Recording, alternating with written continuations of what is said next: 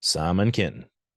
What an individual for not only Kentucky history, but American history as a whole.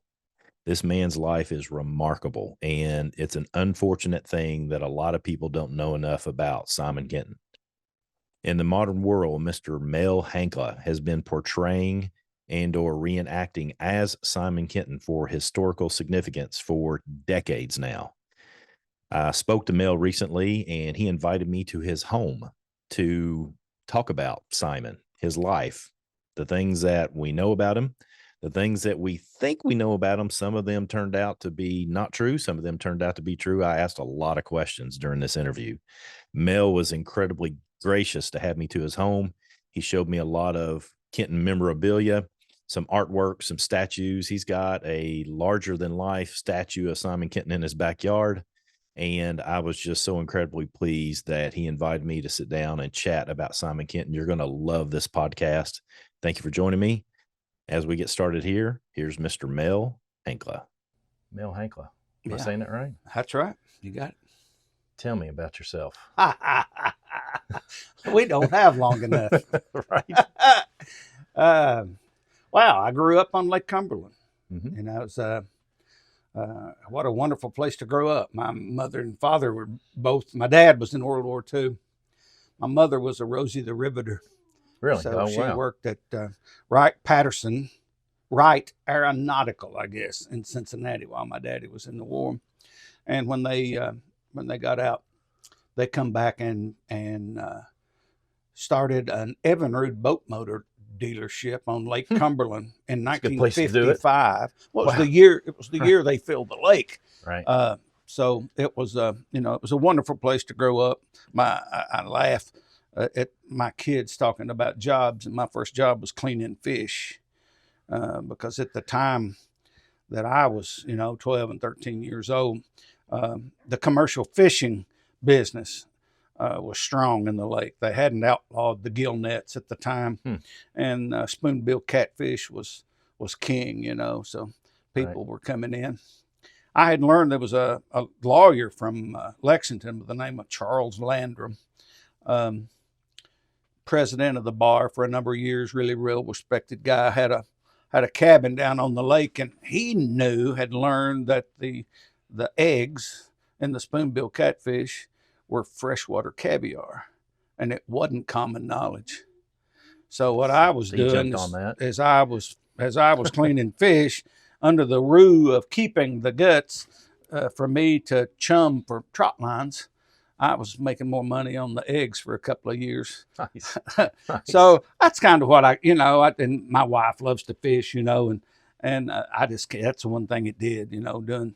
And by the time I was 15, I had 15,000 foot of nets, and I was commercial fishing.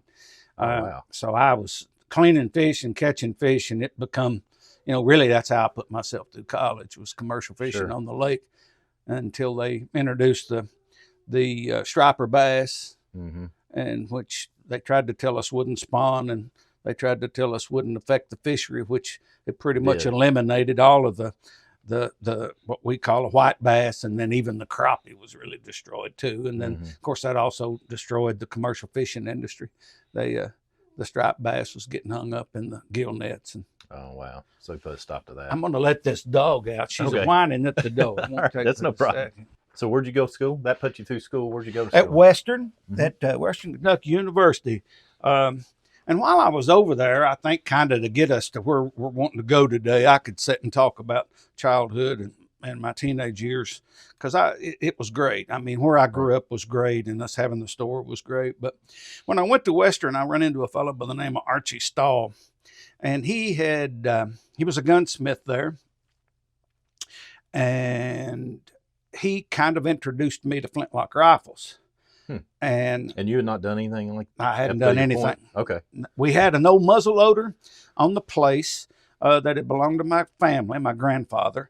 And when I was little, 7 or 8 years old, we always shot that gun on Thanksgiving. Always. Oh, really? Yeah. Okay.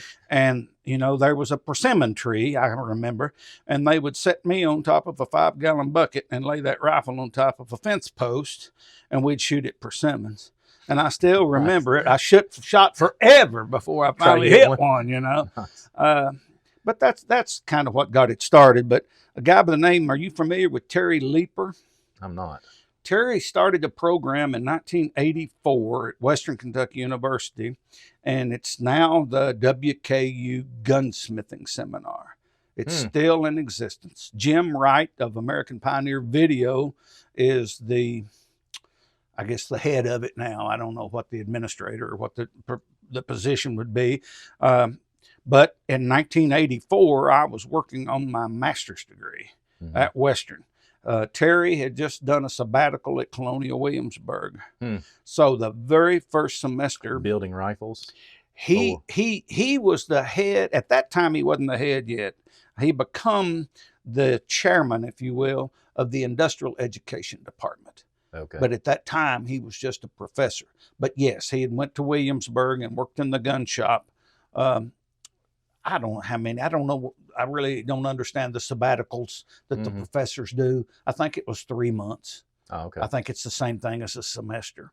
Yeah. But when I come back, Archie Stahl had introduced me to Terry, and ultimately I signed up for a class called Investigations in Industrial Education. So what I did is I built a rifle. I in built college. In college for 3 hours of college credit. I don't know. At WKU? Man, that would be something. When Terry was there, you could do it. There were several people doing it on top of me. There was a boy from Russell County, Justin Stevens, went through my second semester of the class because, I mean, we cast the brass. We started with a Siler lock, but, you know, we done extensive alterations to the lock. It was wonderful. You still have that rifle? I do. Nice. Yeah, I do. My oldest daughter claims it. Yeah. She says because it took up a lot of the time that I should have been spending with her. I spent on that rifle. This is one of her siblings, this rifle, right? Yeah. And I'll show you after a while the rifle. She's got it, you know. But I've got a pistol, which was the second thing that I built. When I had Don Getz had just bought the Getz Barrel Company from Bob Paris and Son, who started that barrel works. And I bought 2 barrels. I bought the rifle barrel, 42-inch 54 caliber, and then I bought a 10-inch 54 caliber pistol barrel. Oh, wow. And when I started with the stock, I literally cut the pistol stock out of the right below where the trigger guard would go on a rifle. I bought this blank of wood, you know, large enough to where I could get a pistol out of it too. But I have the pistol here and I can show it to you after a while. All right, great. But in the research from there took me to Herschel House. Herschel only lived 30 miles out of town, if that, you know, in Woodbury, Kentucky. So I literally went and introduced myself to him. And the way I found him, they just opened the Western Kentucky Parkway at the time. And I literally... I was on my way to the courthouse to see if I could find somebody to give me an address, because all I knew about Herschel was what I'd read in the Foxfire book, Foxfire 5. And but when I stopped at the toll booth, I asked the girl, and she knew exactly where he lived. So she gave me instructions, and you know, from there, the next semester, there was a fellow by the name of J.A. Anderson that was on the national board of the National Humanities Council. And he was teaching. I took a folklore class under my master's study for him. And he was talking about the NEA, the National Endowment of the Arts Apprenticeship Program. And I was so excited when he started telling about it. You know, by the time class was over, I had trouble sitting still. But I went up, and he and I spent the next 2 hours discussing this. And ultimately, within a day or two, by that time, I already knew Herschel, had been there several times. But in a day or two, I went down and talked to Herschel, and he agreed to allow me to write a grant. It was the Folk Art Apprenticeship Program for me to apprentice to him, and they would pay him for 300 hours. Fantastic. So, they don't do that anymore. But this was in 1984. So this is before, well, I mean, Herschel, Yeah. but it's before everybody knew Herschel. That's right. I mean, this is real early on. When did Foxfire 5 come out? You know, I'm not for sure, but it was in the 70s. Yeah.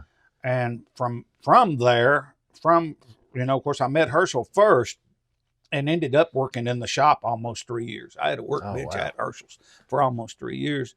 And before, and the reason that I guess we parted ways, so to speak, is I took a job at Indiana State University.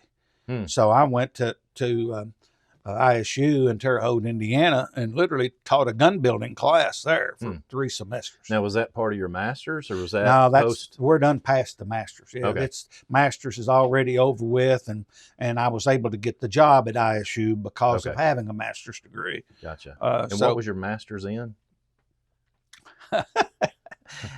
Administration, but the area of concentration was wildlife conservation and ecology. Okay, interesting. So really what I was teaching, the job that I took at Indiana State University, I was the manager of their field campus in Brazil, Indiana. And we taught hunting and fishing skills and firearms marksmanship. And, one of the first programs I did was poisonous snakes and spiders.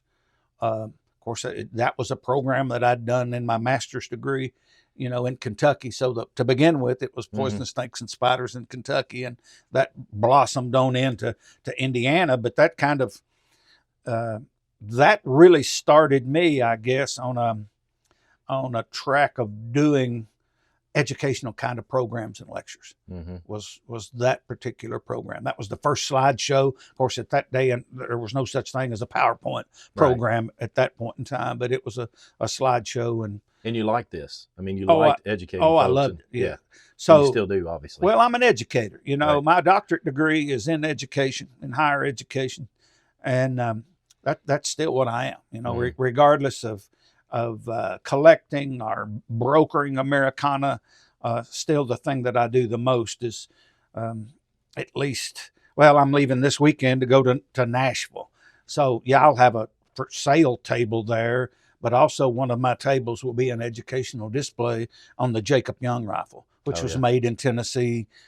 So even with that, even going to this largest Civil War show in the country, 900 tables, probably one of the things that's most important to me is educating these Tennesseans that will be coming to this show about a long rifle that was made in Tennessee.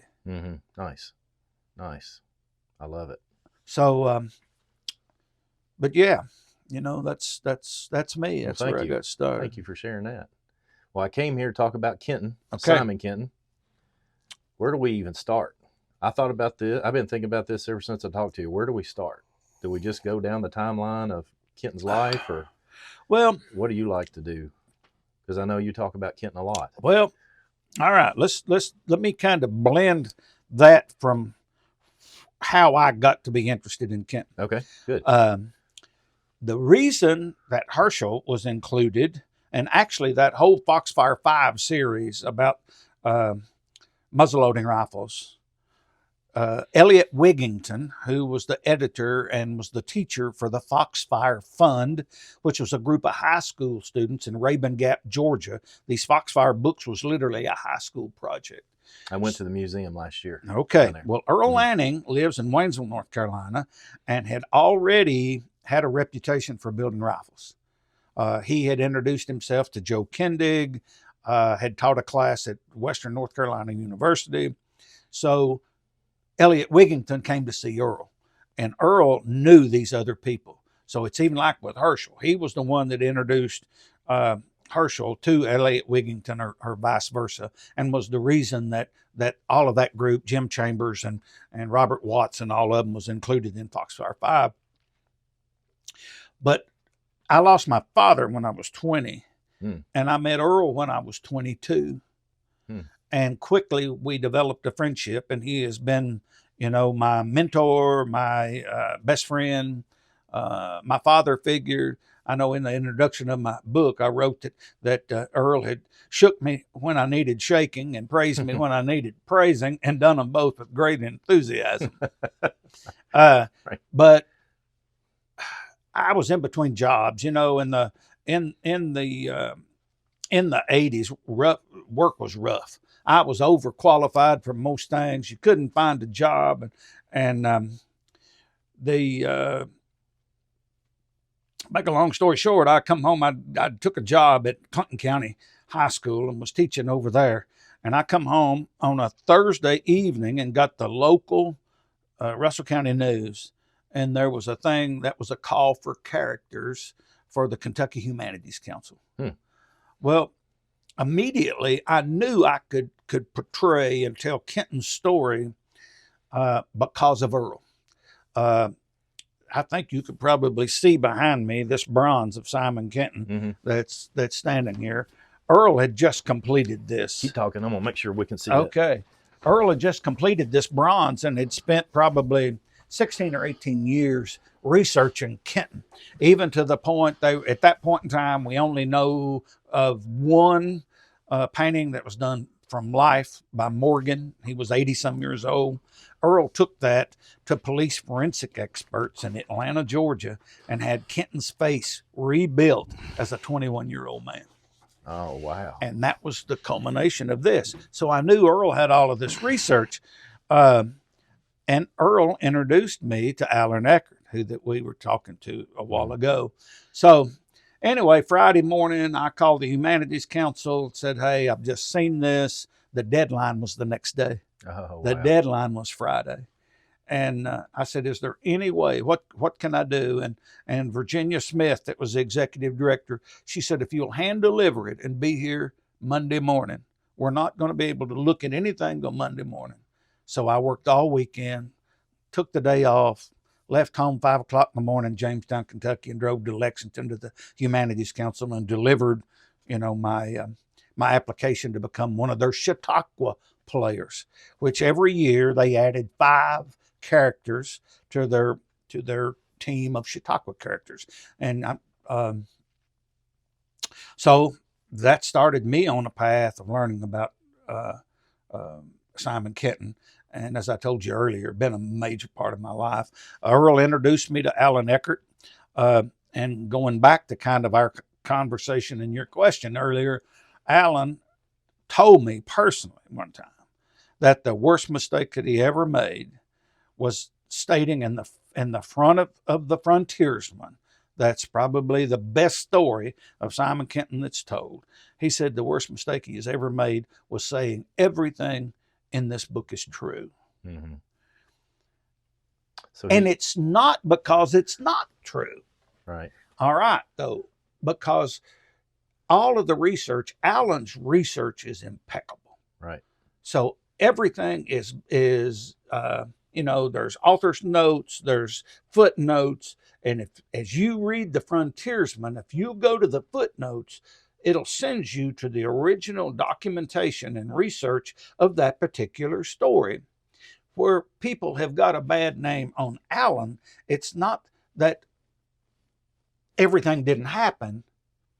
In order to make it a good read, Alan had to put color on it. Sure. So if he's talking about Simon Kenton being burned at the stake, all of the color, all of these things that you could only assume because there isn't a document 200 years old that says he done this and that done this and this person done this, he added those things. Sure. So it actually is more of a docudrama. Mm-hmm. It's not that the book's not true. It's not that the story's not true. It's just that as it is written, there's a lot of color.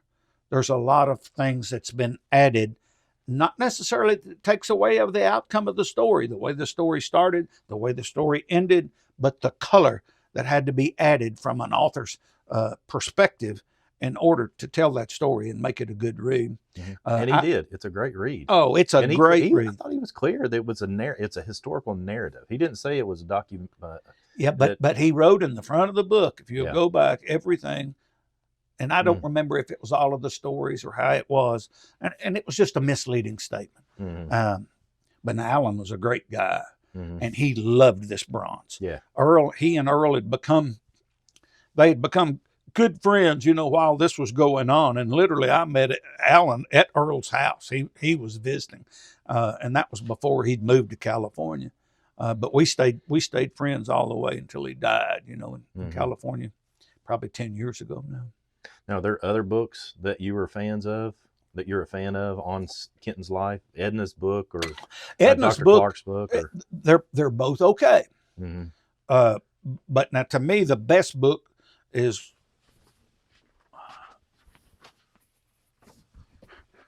this little book that was written in 1909 by Samuel Lodge Cochrane. Oh, that's fine. Sorry. It's okay. Very sorry. This is the one to get, huh? Yeah, and it's hard to get.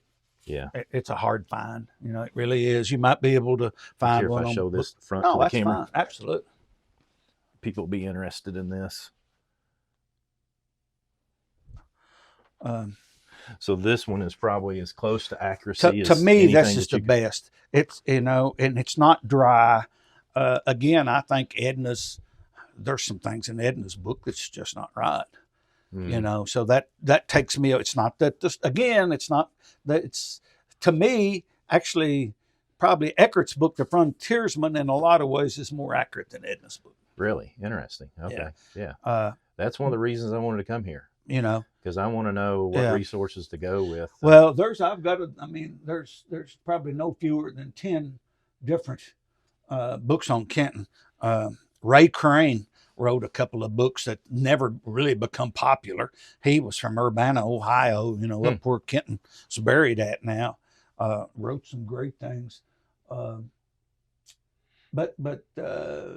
Dr. Clark's book. Dr. Clark's book is good. When I first started going around, you know, I've done as I developed this Chautauqua character, this first person character of Simon Kenton, I literally have presented it 1,000 times.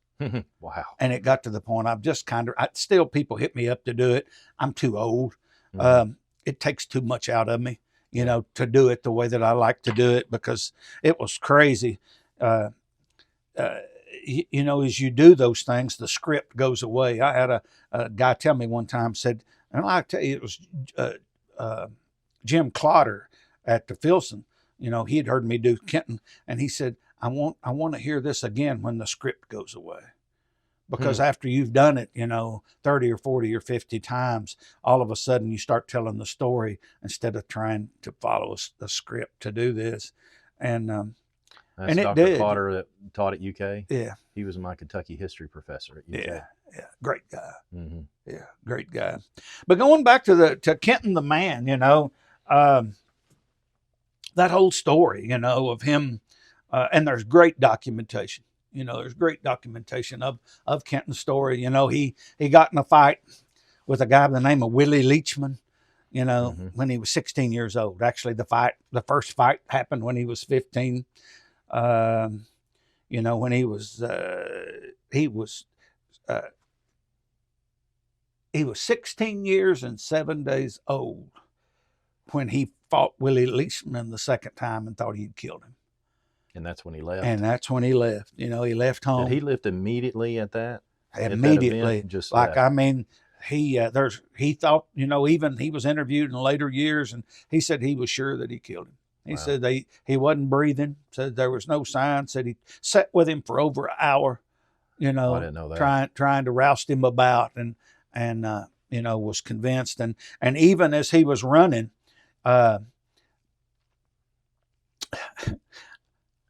there was an old man that had come to his house as a young boy. And I know when I was doing the Chautauqua performances, one of the things that I always do is I would have the crowd to reminisce back to their childhood. And I'll do this to you. When you was 5, 6, or 7 years old, there was an old man. There was some old man that aggravated the living hell out of you. You're right. Everybody had one, you know. Everybody had one, you yes, know. Sir. So yes, sir. Kenton, you know, he told this, that there was this old man that come to his house, and he said that young Kenton said, any feller got as many molds on their neck as you do, and Kenton had a big pile of molds, you know. Said surely gonna hang someday. So here he's killed Willie Leachman. And in his mind, he's going to hang. Oh, wow. So, okay. you know, he hits the roads. And even, you know, he said on more than one occasion that he would sit and say, you know, I've got to go back. I've got to own up to this. I've got to go back. And he would get up and start to turn around. And he'd say he'd feel the noose tighten around his neck. Probably because of this old man saying this to Yeah, him when he was a yeah, boy. that one thing as a Oh my child had set gosh. that in his mind that he was going to hang. You know, he knew if he went back, he was going to hang. So it just started, you know, he started. So is this when he took on the alias of Butler? Yeah, but Butler was the ninth name. Oh, really? Yeah, he had run into some fellas 3 days into his journey, and he'd run into some fellas that was clearing new ground, and you know, it had helped them get a stump out of the ground, and then had talked them out of some water, and just in conversation, he'd heard the name of a family about a day's journey. Mm-hmm. So he'd went on, and that very first day, he'd learned what their name was. So he'd also come to realize how lonesome that the pioneers were. Mm-hmm. You know, that they really clinged on to family.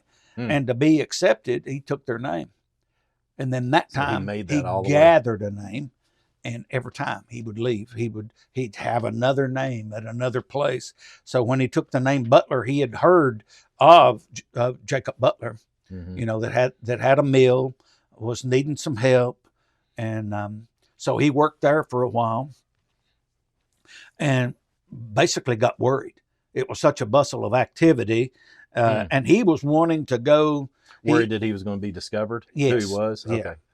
But also, you know, he wrote. He had told, you know, there's some journals, and he said when he was setting, you know, he'd stay hid in the woods all day, and he wouldn't start his journey back to nightfall for those first 3 or 4 days, and said he kept thinking about his Uncle Tom Kenton, because he'd come to the house when he was young and tell tales. And tell tales about this land down on the lower Ohio River, and how fertile it was, and that there was buffaloes so many that when they rumbled by, they'd shake the earth enough to make your teeth shake in your mouth, and they was a type of bird that would fly over and darken the skies, and those kinds of things. And so that's what he wanted to do. So was Kenton's uncle, was he like an explorer? He was an Indian trader that had been in here before. He had already come into the interior of Kentucky? Yeah. Okay. Interesting. And that was the tales that was being brought back. Okay. And, you know, that was the fairy tale, the mythical Kentucky that was being told in Virginia at that particular time. So this crazy old man that said he was going to hang, and this uncle set his destiny. That's right. In many ways. That's right. And that's why he ended up here. And then, of course, you know, the whole story with Butler and the mill, you know, the Indians always called him Butler, because that's he'd introduced himself as Simon Butler. Worked there a while. And where was Butler's, where was the mill? Where was Jacob's mill at? It was in Cold Springs, Virginia. And if you cut across I-64, you see the Cold Springs exit about 15 or 20 miles back from Lexington, Virginia. Okay. And the mill's still there. It's been redone. You can literally go there and visit that location. Interesting. But he decided he was going to go to Fort Pitt. He wasn't finding anybody heading on west, so he was going to go to Fort Pitt and head down the river. He'd figured out by that time the Indians was too rough to try to, you know, to find his way and go through the Cumberland Gap. He was still, you know, hundreds of miles from getting, and he would, again, didn't want to ask for much help. And he was 16 years old. Wow. So he was making a living, literally, working as a millwright, or working in the mill. And the old man give him a rifle. You know, him and the old man they made friends, and the old man give him a rifle. That's described. He described, you know, that it had a daisy on the brass box, and what he describes is a Lancaster County rifle. You know, probably from 1780. In brass. Yep. Yeah. Wow. Okay. It was a flinter. Oh, it had to have been. Yeah, there wouldn't have been anything else at that point in time. How big was it? I don't know. Didn't say that. Okay. Not that detailed. Okay, gotcha.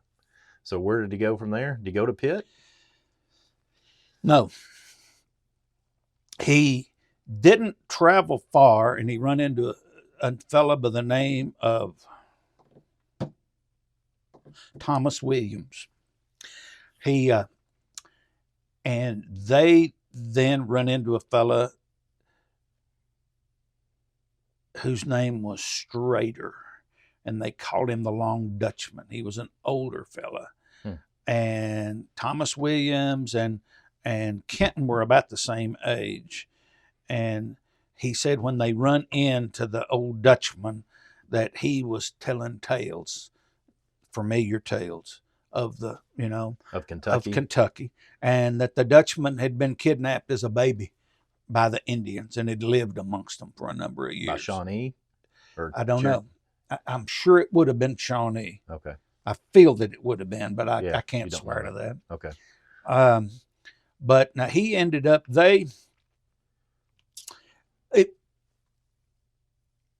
it was, the story is told that it was raining, cold, probably like this, and they'd been like running traps, Mm-hmm. come in at dark, took their clothes off Mm-hmm. and had them hanging by the fire so they'd dry.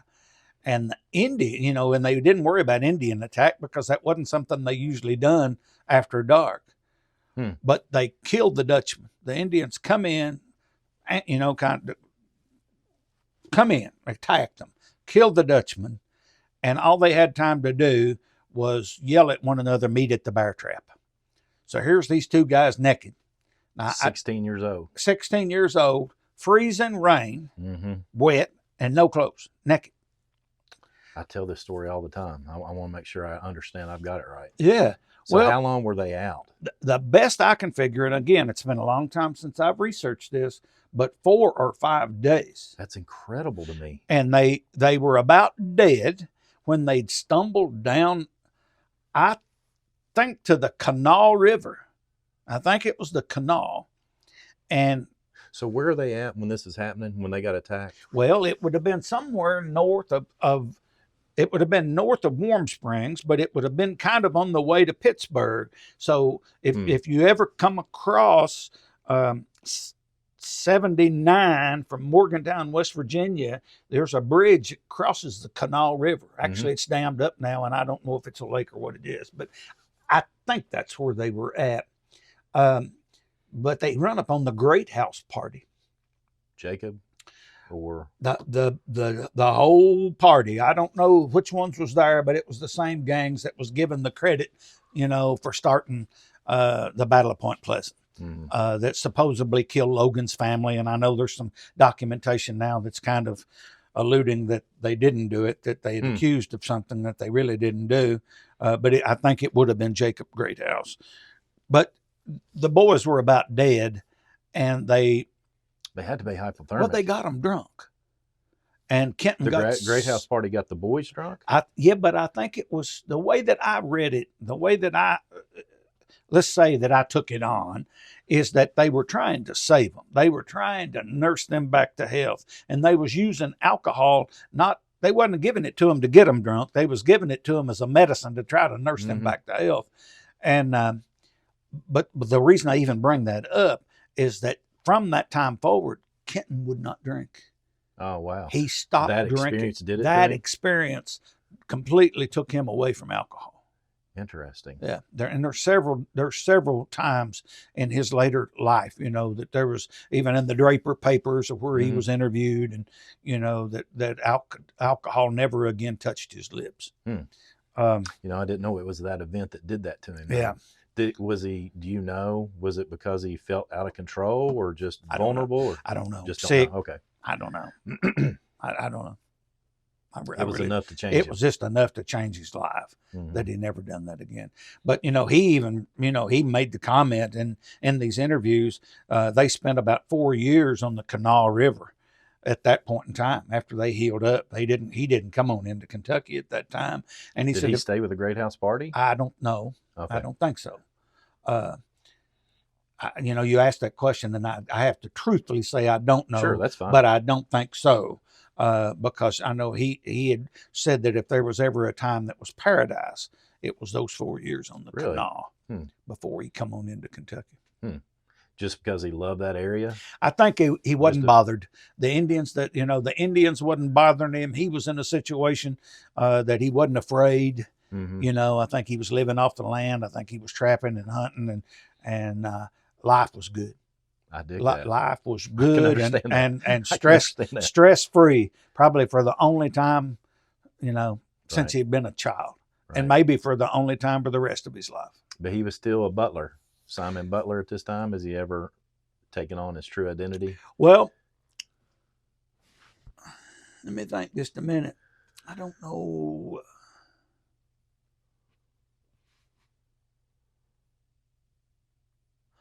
I don't know what the years are, but he discovered that he hadn't killed um, Willie Leachman.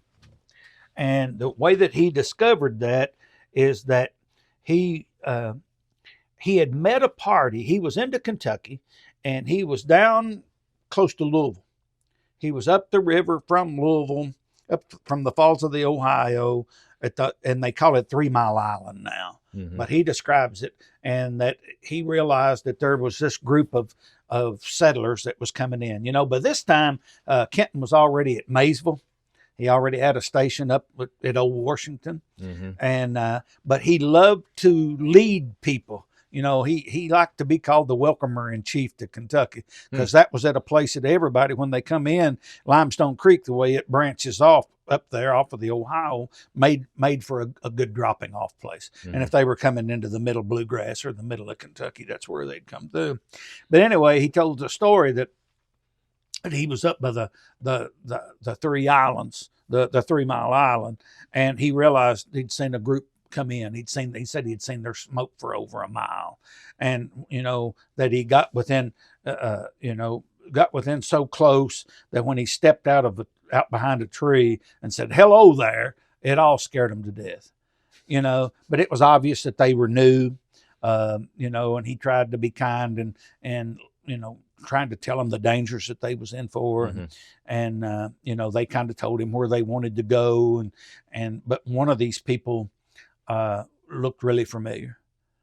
So he just kind of kept watching him and finally caught him beside himself and struck up a conversation.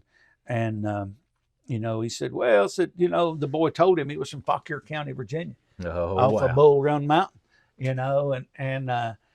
Kenton said it was only with the greatest of inward calm that he continued to quiz him. And he said, well, he was through that very part of the countryside one time, and the whole ridge was in an uproar about a young fella killing another one. And he butchered their names, Mm-hmm. some fella, maybe, and the guy said, no, you got it all wrong. Said the name was Leachman, Willie Leachman, and it was he who killed Simon Kenton. Oh my gosh. So can you imagine the relief? No. And the relief that he felt? Well, but on the other hand, and it went on, the boy told him, he said they tried Willie Leachman for murder. Oh, wow. But they had to let him go for lack of evidence. They couldn't find Kenton's body, and he said, this Kenton, you knew him? He said, knew him? Hell, he was my brother. Oh. So he run into his brother, and, that was 15 years younger than him. So when he left him, the kid that's telling him the story is his actual brother? Is actually Kenton's brother. That's how he learned that he had not killed Willie Leachman. So did he tell him at this? Oh yeah, that's what he that's what the kid had said. It was that Kenton had the story backwards. It was Willie Leachman that had killed Simon, because they thought he was dead. Right. Yeah. They thought he'd hid the body. I did not know it was brother that told him the story. Oh my gosh. So, and at that point in time, he said he started planning for a trip back, and he literally ended up moving his whole family in. They built a 40-foot flatboat and brought everything into what's now Old Washington to the up at the landing at Limestone, and he moved the whole family. Right. And he was a fairly dedicated family man, wasn't he? It's gonna be interesting. Well, yes and no. Mm-hmm. He was a pretty dedicated family man. He had 2 wives. His first wife burned in a house fire, and she was pregnant, having their 5th child. And the house caught fire. She was burned. The baby was born still. And then he ended up at, what was her name? I can't remember her name right now. But anyway, he ended up marrying her first cousin that was only like 14 or 15 years old. And that created Rue, but somewhere in there, and I don't know the time frame. I don't really, but he was captured and taken to Detroit by the British, and he made friends with the British commander's wife, and they had a child named Simon Ruth. It was a female? A girl. Simon Ruth. Her name was Simon Ruth. Yeah. Wow. And it was the woman that had either released Simon Kenton or created the scenario for him to be able to escape and make it back home. This is a piece I had no idea about. But now he ended up, that child, Simon Ruth, ended up coming to Kentucky. He was living on Quirk's Run over close to Danville at the time when the girl come to live with him. But he never had a relationship with her other than that. I don't think so. With the child's mother. I don't think so. Other than that. Yeah. Now there's another, and I think this is in Ohio, but now there is an existent warrant for his arrest for fornication. For that relationship? I don't think so. Something different. I think it was for something different. Oh man. So you asked me if he was a good family man. I think he probably was. But he probably had a wandering eye as well. Interesting. See, that's a piece of the puzzle I didn't know at all. Good information. So he's living near what we call Danville.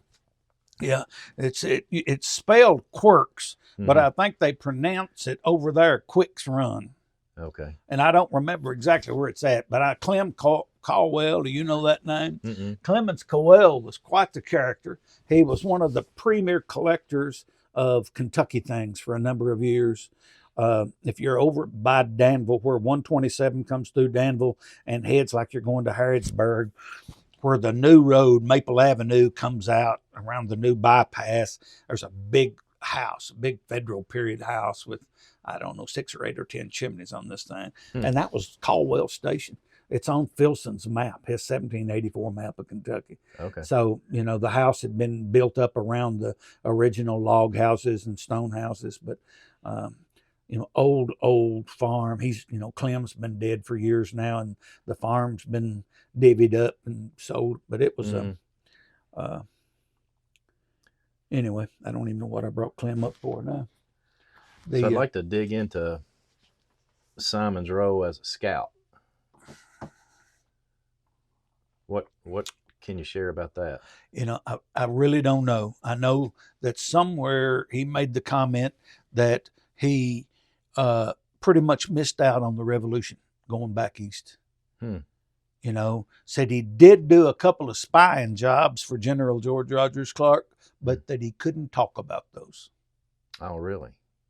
Interesting. So as far as I know, from what research I've done, I don't know of any documentation, anything that come from him about him being a scout other than that. Interesting. So most of his woodsmanship skills were developed as a trapper and a hunter. I think so, and trying to escape a past and to live. And but I don't know, it's crazy stuff. Just like, I've studied the War of 1812 and specifically the Battle of the Thames a lot, and Simon was there. It was, how was it? The story goes that he met his son. He was on a horse and had a bag of grain thrown across the saddle, and that he took the bag of grain and give it to his son. And how was it? Maybe that's not right. Anyway, I guess his wife had forbid him to go back to war. And when he met his son, he said, "Tell your mother I went to the mill." And he said later on, "I did go to the mill. It just wasn't the mill that she thought I was going to." The mill he went to was up by Newport, Kentucky, where they were all mustering, with William Henry Harrison and Richard Mentor Johnson to go to the Battle of the Thames. But hell, he was 60, almost 70 years old. Isaac Shelby was 64 years old, got killed, and Shelby was the one, I think, that had pulled him on board, to go fight that battle. So how did he get so hung up getting captured by the Shawnee and running the gauntlets? And what was he just out being Simon Kenton, living off the land? I know the story. They had captured him, and I don't remember now the scenario of how he got captured, but it seems like it was either the third or the fourth gauntlet that he was running. Of course, they was taking him to Old Town, which is up by Chillicothe. Mm-hmm. But ultimately that was the last one that he had run. But maybe the third or the fourth. I don't remember the number that it was. Mm-hmm. But he had found a weak spot when he was running this gauntlet. And I almost hesitate to say it, but I will. I think it was a heavy lady, an elderly lady that had a lot of finish. And he knocked her down and was running away. He gone. And Blue Jacket had heard that they had captured someone. He wasn't for sure who it was. But he was riding in and sees this naked man running away, and Blue Jacket runs him down, and to keep from killing him, turns his tomahawk sideways and hits him with the flat of the tomahawk. Which it wasn't actually the pipe head? No. If it had been the pipe head, it would have killed him, see? But he hit him with the flat of the tomahawk, which always still caused a concussion, and he always had a mark on his head from it. Anyway, that's the way that I've read it. Okay. Because I feel like if it had been the pipe or the blade, either one would have killed him. Right. And he didn't want to kill him. The deal, he wanted. So did he know it was Kenton? He recognized it as Kenton. Okay. So is that because he respected him, or do we know? No, Good we question. don't know. Got to let my dog back. Yeah, sure. No problem. She'll pitch a fit until I do. Come on. Just gave me a good opportunity to check the camera. Everything's good. How's our time? We're at 46 minutes. We're doing great. We're doing great. Okay.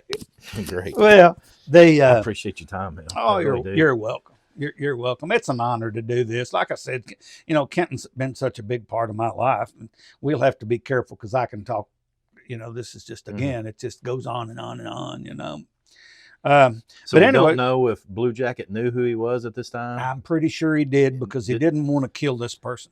Okay. And see, and this is another thing. Okay. So I can sit here and okay. So I started doing this research 20 years ago. Mm-hmm. So I'm even sitting here, my mind setting this, okay, how much is this really coming out of research? How much of it that I'm regurgitating to you is a story that Alan Eckert even got into trouble for, because right. I'd done these, like I say, I'd done over 1,000 programs. And I know Merrill P. Deere was the president of the National Muzzleloading Rifle Association for years. And he had seen me do a program for the CLA. When we first started the CLA now 28 years ago, I'd done a Simon Kenton program. And after it was over, he said, "Man, it looked wonderful. Can you get me a script?" I didn't hear a word because he was deaf. His hearing was gone. Oh, wow. So, I was only 3 years into it at the time. So I dug him out and printed him off a script. And when I read the script, it wasn't nothing like what I was already had evolved into. Oh, wow. Because when you write that script that way, to begin with, you're trying to get it all on paper and get this story on paper. And if you drop a line in a memorization things, oftentimes it screws you up. So all of a sudden you've got to shoot from the hip. And within 3 years or 4, after I started doing this, it become the story. And you can tell this story a lot of different ways, and you don't even have to tell it in chronological order. If you're halfway through a program and you think, "Man, I didn't do that." And all you got to do is say, "Hey, let me back up a minute," and people don't know that you're not getting out of character. You're staying into character and telling this story. Keep in mind, and I would not only you, but your audience, keep in mind that these stories are getting close to 300 years old. Sure. 250 or 60 years. We've talked about the books. We've talked about Eden, who was the niece of Simon Kenton. Okay. How accurate was she? How good was her research? I've not dug through it. I've not went and dug out all of her research. Alan Eckert's I did, because I knew Alan and I knew I wanted to document. When I started with the Kentucky Humanities Council, we had to prove our documents. I had to, as I went through that process, I had to come in and this is this and this is this, and that's why I like Cochrane. The documentation is fantastic. So if you hear me say, well, I don't know, it's because I don't want to mislead anybody. Sure. And I appreciate that. The stories are so old. I can sit here, and I've caught myself while we're talking, even regurgitating my program, my Simon Kenton, the way that I would present him in first person. There was credibility to those stories and that research when I started doing that program 20 years ago. And I feel like that if I was questioned, I could sit down, go to the books and dig it out and say, this is where I got that. But even still, what I tried to deal with, there was the Draper papers is invaluable. And it took me for years to finally find a printed version of the Draper papers. And they're extremely hard to go through and to deal with. But going to that, Kenton was an old man and he was celebrated, and he would have these visitors. These people would come and he'd want to tell their stories. So there's a lot of documentation where other people would go and listen to Kenton. Well, yeah, it's first person. Kenton's telling them this. How correct is it? Right. How many of them colored it up? Yeah. How many of them, when they wrote it down, it's kind of like Daniel Boone. Hell, we wouldn't know about Daniel Boone if it wasn't for John Filson. He was a newspaper writer and wrote the book Kentucky in 1784. And half the shit that we hear about Daniel Boone that's wrong is because of John Filson. Right. He made him out to be a character that just wasn't a real person. Wasn't. And I have to be careful. I don't disrespect Boone, and I don't want to say anything disrespectful. But back when there were blackboards in schools, and I was doing schools and doing programs, almost always, and I don't remember the year, but they had a Senate Bill 1 that what it did is it mandated this whole group of criteria for social studies in the 6th grade. So I was doing 6th grade. So, and my program fulfilled 3 of the 5 or 6 mandates for social studies. So I was doing a lot of schools. A lot of times I was doing 3 programs a day. Have done as many as 5. Gosh. But I'd go to the board. Everybody heard of Boone. A lot of people hadn't heard of Kenton. And then I'd start listing things. Well, Daniel Boone done this, Simon Kenton done this. So we'd list them on the board, and I'd literally build the case that Simon Kenton had done more for the Western movement in America and the settlement not only of Kentucky, but the settlement of the United States, that he had done much more than Boone had done. Well, that's why I'm here, because I believe that wholeheartedly. Well, he wasn't an arrogant man, from the very beginning. He thought he had killed somebody. He was, and I know in later years, he would talk about that, and he'd say, they thought that I was dead. He couldn't forgive himself for that whole incident, for him not owning up to it. He couldn't forgive himself for causing the grief to,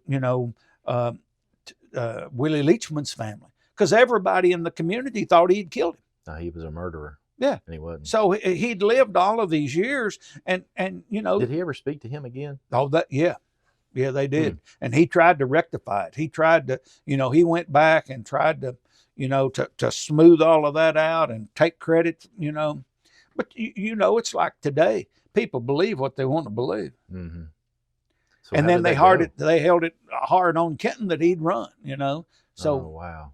So, I mean, he was in a conundrum. He was damned if he did and damned if he didn't. But, he was an honorable man. So and Leachman I think didn't forgive him for that. Leachman was upset with him over it. Oh, yeah. Because he went to trial for murder for it. Yeah. Interesting. I didn't realize that either. Well, and then he went ahead, and married the girl. Leachman did. The He one married the they were girl. fighting over a girl, weren't They they? were fighting over a girl, but then she died giving childbirth for their first child. So he had lived his life alone, and everybody there thought he was a murderer. Oh wow. No wonder he was bitter. You know, well, and you For know, if I think about his perspective, I get why he's bitter. oh, absolutely. Well, Kenton said, "How do you forgive yourself for that? Yeah. You know, for you to have done something and create, how do you forgive yourself for that?" Mm-hmm. You know, that was his own words. I started to tell you a while ago. You know, he had a place up in Urbana, and when he was running, we were talking about running the gauntlets. Every time he'd run a gauntlet, they'd about kill him. So there was a Shawnee by the name of Bona that they had basically given the responsibility to nurse him back to health. Well, Bona wasn't doing anything. It was the women that was doing all of the nursing, you know, to get him back to health. And but later on, you know, Kenton had stayed friends with the Indians, unlike Boone. You know, Boone had been adopted, and they really, you know, held it against him. I know I went to a thing at Fort Lawrence, Ohio once, and they called it I believe a pioneer family reunion. The Kentons were there, the Shawnee were there, two different tribes of the Shawnee, the Eastern Remnant Band and the Pequot of the Shawnee was both there. I believe the Wetzels maybe were there, and the Boone family was there, and they would not. The Indians would not be in the same tent with any members of the Boone family. Really? I mean, it's because he walked away from being adopted. Yep, because he walked away from it, and they felt like that, you know, that he had. Wow, even that long it lasted. That family still holds it against him.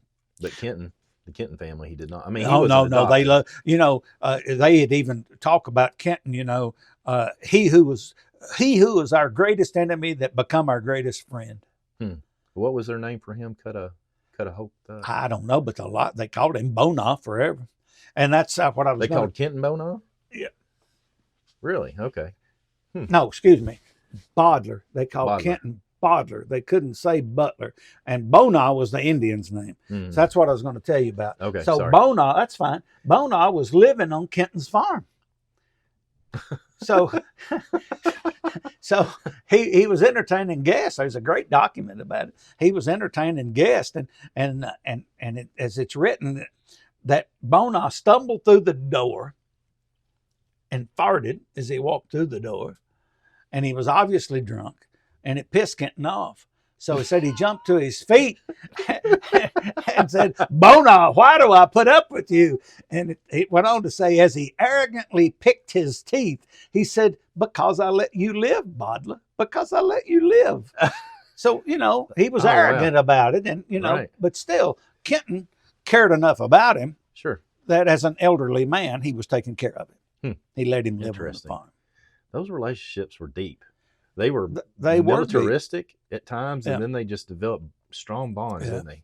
Well, and Kenton said often that he often felt more attuned with the Indians than he did the white man. You know, he didn't. Did they ever try to adopt him? I don't know. They always tried to. It seemed like they always tried to kill him. I don't remember. I can't say that I ever remember, you know, that coming about. But did he have any connection or run-ins with Tecumseh? Because so many people, that's why I asked, because so many people know that name.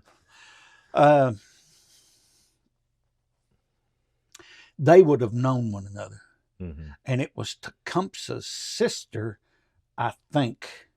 He was somewhere tied at the stake, and the women were, as he was tied out, the women were coming and squatting on him and defecating and peeing on him, and again, I'm digging deep here, and but I think it was Tecumseh that come in and raised hell with the women and made them stop. Really? Yeah. That he had enough respect for him that he wasn't going to let that happen. And I think Tecumseh at one time kept him from being burned.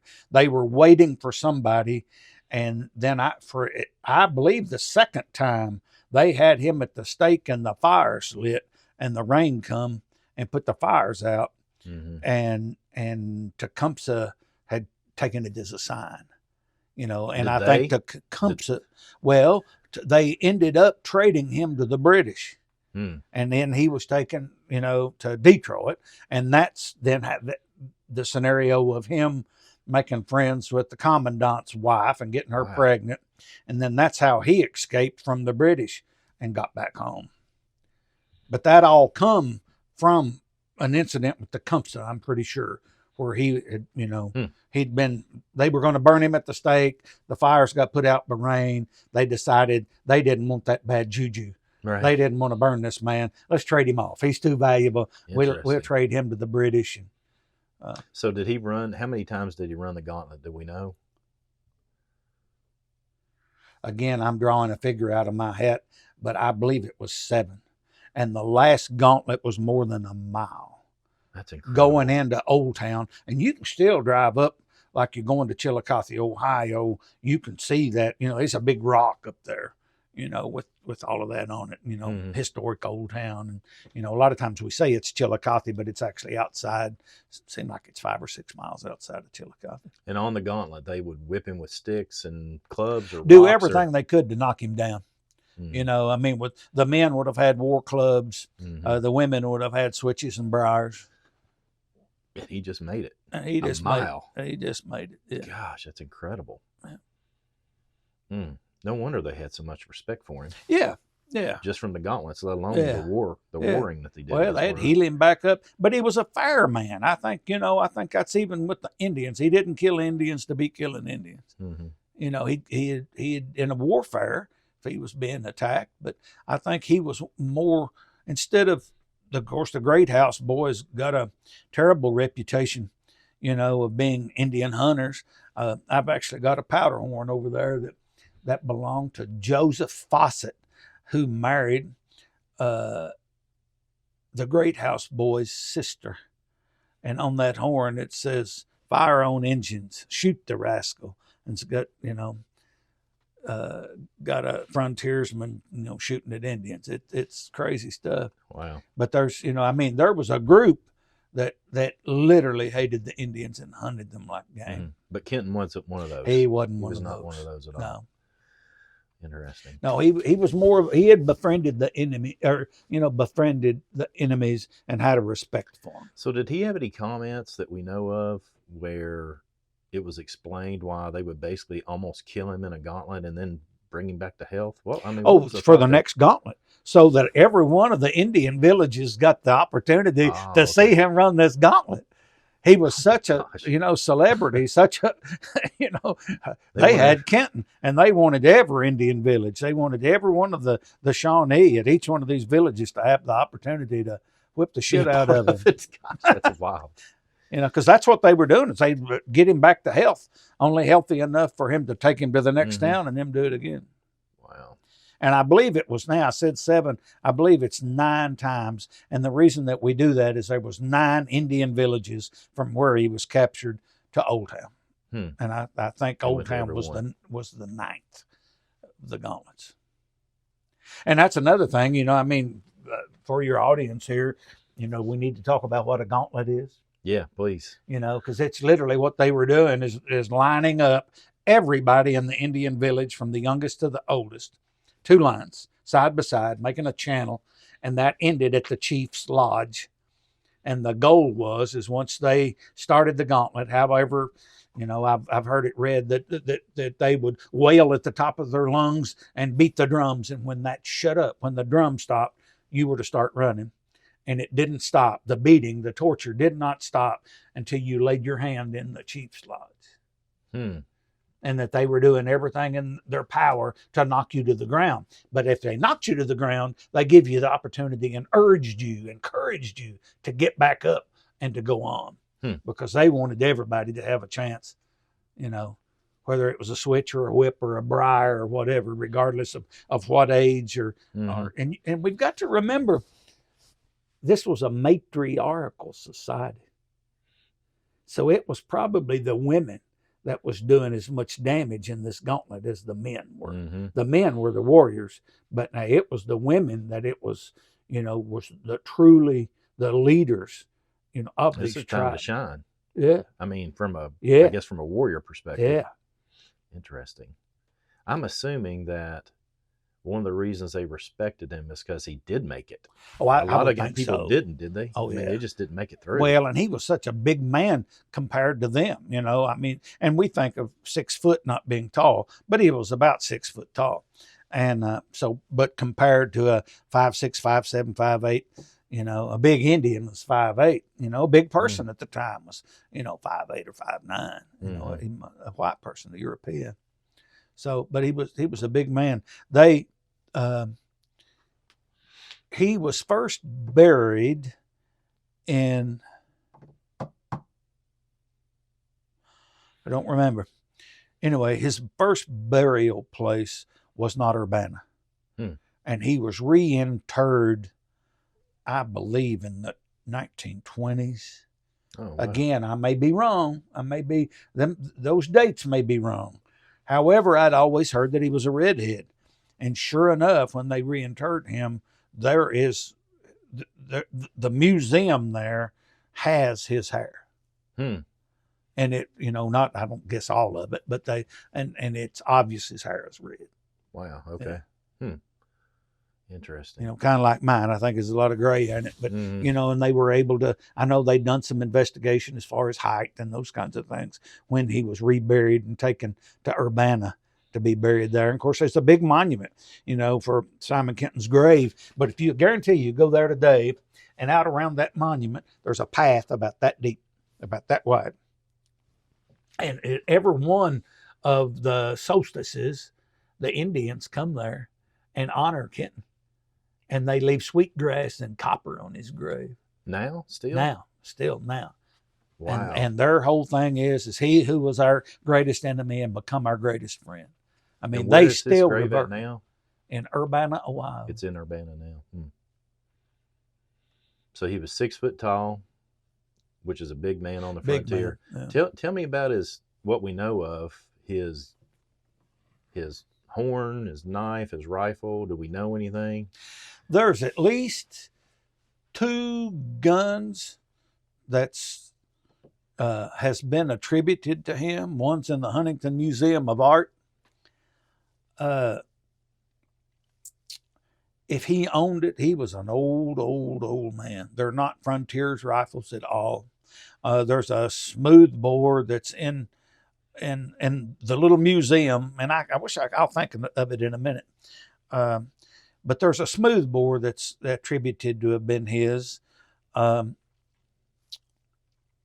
It was made too late. It's the kind of thing that first of all, it's not the kind of gun that he would have wanted. And going back to powder horns and stuff, you know, I done the book a few years ago, and in 2020 is when it was launched. I brought it, and I need to get you to sign it. Oh, I'll be glad to. Oh, yeah. I'll be glad to.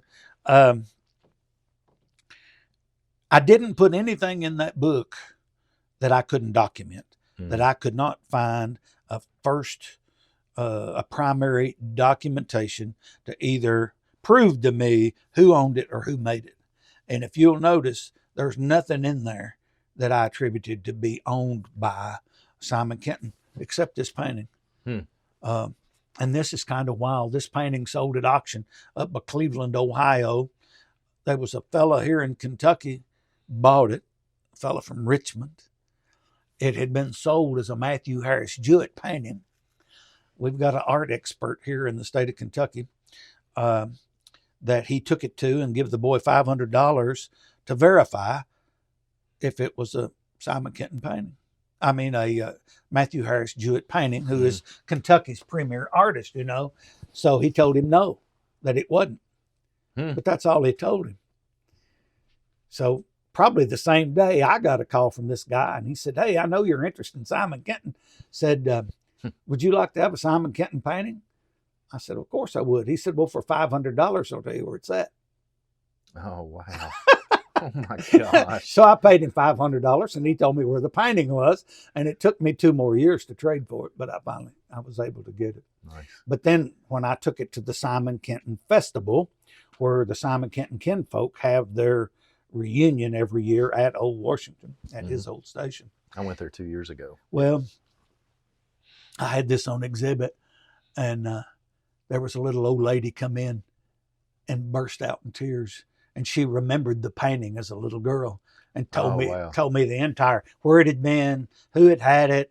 And then when I went back to the auction company, they verified that that indeed And is. that girl was the older lady was a Kenton? She was a Kenton. She Oh, was a wow. descendant of his son Mark. So I was able to verify. Of course, there wasn't any doubt. Once you looked at it and Right. compared it with the other images, we now, I guess there's 3 other paintings of Kenton that we know of.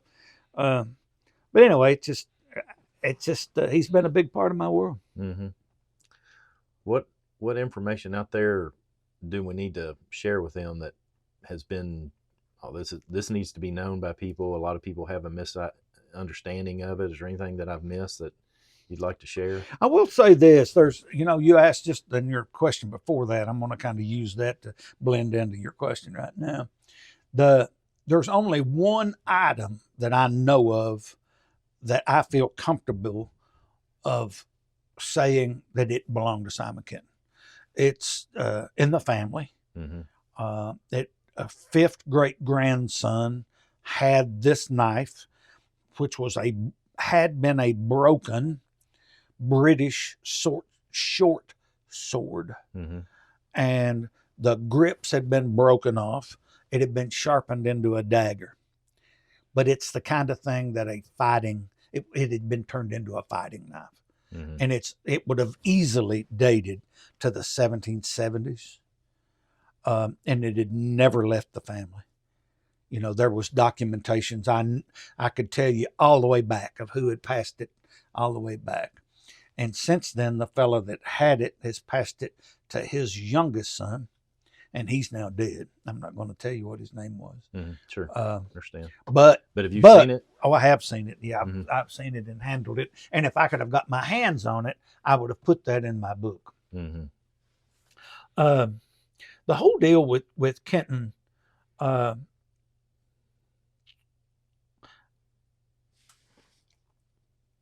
he was such an honorable man.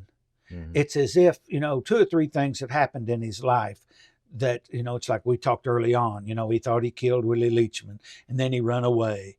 But even as an old man, he said, well, he really wanted to go back. But because of these statements, because of his fear of death, and we don't have any idea of the way of life at that point in time. They may have very easily went off half-cocked and hung him. Mm-hmm. He felt that way anyway. So you've got that. And I believe because of that, because that he learned that he hadn't killed Leachman, because of the alcohol and the Great House Boys and that experience, which obviously was not a good one for it to cause, it changed who Simon Kenton was. He didn't have a John Filson to tell his story. Mm-hmm. In a lot of ways, I told somebody one time that I wanted to be Kenton's John Filson, Mm-hmm. that I wanted to write about him. I wanted to tell his story. And I will say that with me doing that program 1,000 times, I'd say that I averaged 50 people at a meeting. So how many Mm-hmm. people is that I've told the story to? Right. And it's even like with you, when you said, well, you'd love to do this interview and us talk about him, I felt honored that you would want to do that, because I feel like his story needs to be told. I feel like that because of all of and specifically Boone, we're overshadowed with Boone and what Boone Mm-hmm. did. And I just feel like Kenton done so much more. But on the other hand, let's put it this way. I think he was equally as important to Kentucky and to the Western migration of America and the settlement, not only of Kentucky, but to America. I just think we need to keep him in mind. Is there ever a thought of you writing a book on Kenton? No, I tell you, there is no way in the world, unless you've written a book, there's no way in the world that I can tell you how much that it takes. And the book that you have, I started a book 30 years ago on the evolution of the American long rifle. And I was probably, I don't know, 200 pages or something into a document. I really hadn't started pulling it together with a book or putting it with photographs. I went through a terrible divorce 14 years ago, went to Canada, and when I come back home, my house was empty. And the judge ordered my ex-wife to bring all my office back. But when my office came back, I had a 250 gigabyte external hard drive that I had my book on. and it had been formatted. Oh my So gosh. the book Yeah. was gone.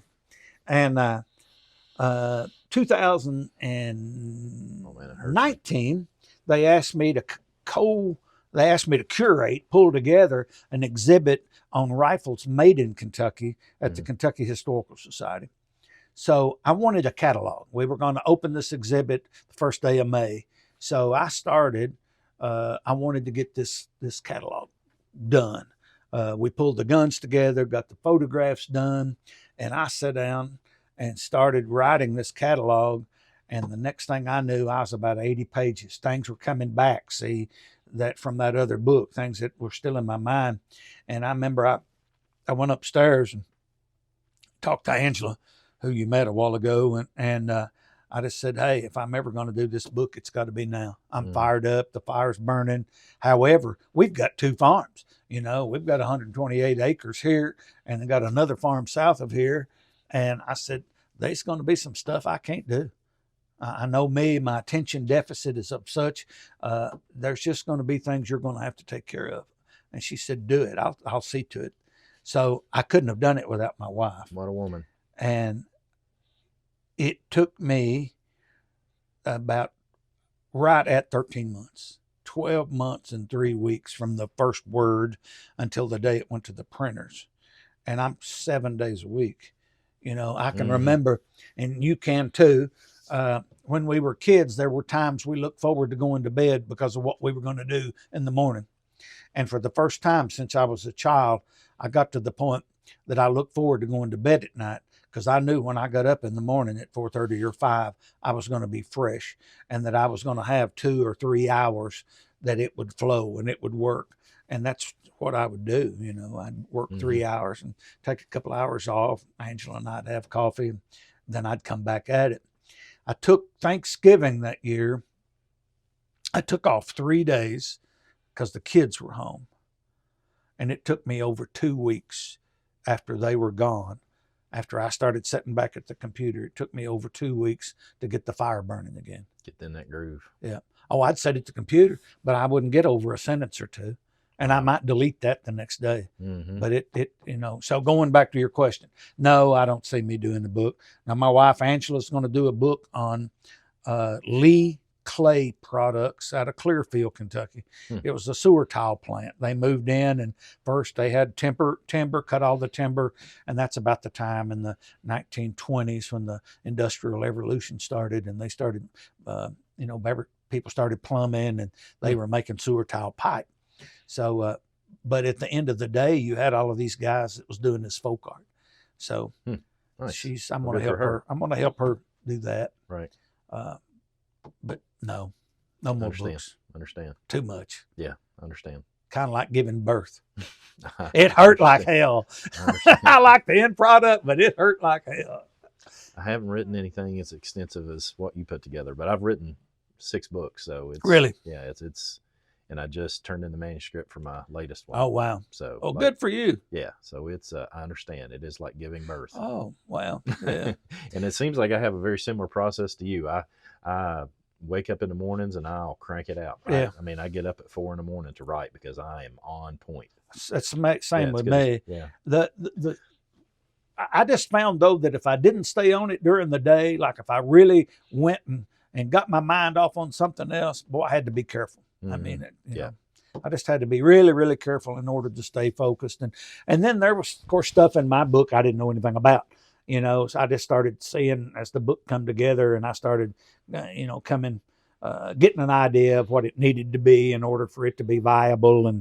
And I needed it to pay for itself. Yeah, I didn't want to make a bunch of money, but I didn't want to spend $80,000 or $100,000, publishing a book, and then me not recoup it. So, just like pottery, I didn't really know anything about Kentucky pottery, but I knew a girl that had done her doctoral dissertation on Southern pottery. So Brenda Heindel is her name. She's actually, I do a show at Lake Cumberland every year. This is the 30th year for the Lake Cumberland store show. And Brenda's going to be my guest speaker. I always have a guest speaker on nice. Saturday afternoon. So she's going to come and talk about Southern pottery. And but anyway. I know we could talk all day, We sure but I think could. we've covered Simon fairly All right. well. Is that, All right. you feel good about I that? do. I do. I Awesome. don't know what else I could tell you. Okay. Well, thank you for your time. You're very welcome. Yeah, I appreciate it. All Are right, we buddy. going to have time to talk about GRC or no? Sure, Okay. absolutely. Let's shut this one down. Okay.